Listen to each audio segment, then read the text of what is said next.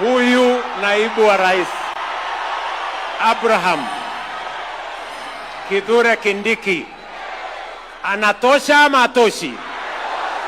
Anatosha ama atoshi? Ni fire si fire? Ni fire si fire? Wapi nduru ya Profesa Kithure Kindiki?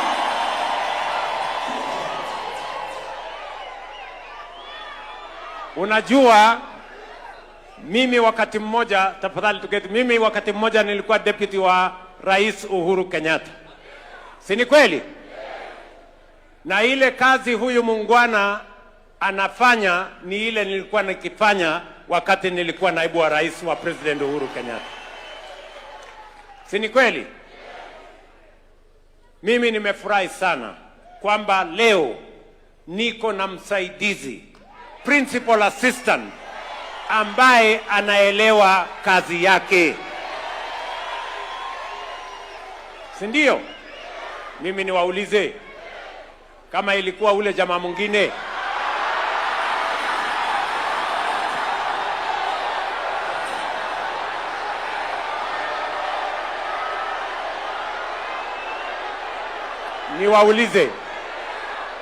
niwaulize, angekuwa na akili ya kuelewa mambo vile huyu jamaa anaelewa?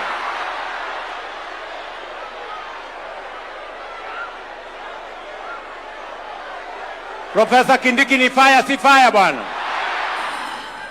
Sasa mnajua kazi yangu imekuwa rahisi kwa sababu leo niko na msaidizi ambaye anaelewa mambo ya serikali, anaelewa barabara, anaelewa stima, anaelewa universal health coverage, anaelewa elimu, anaelewa mpaka hata maneno ya savings, anaelewa mambo ya serikali. Kindiki ni fire si fire? Si ndio bwana? Sasa tunagawana kazi, si ndio?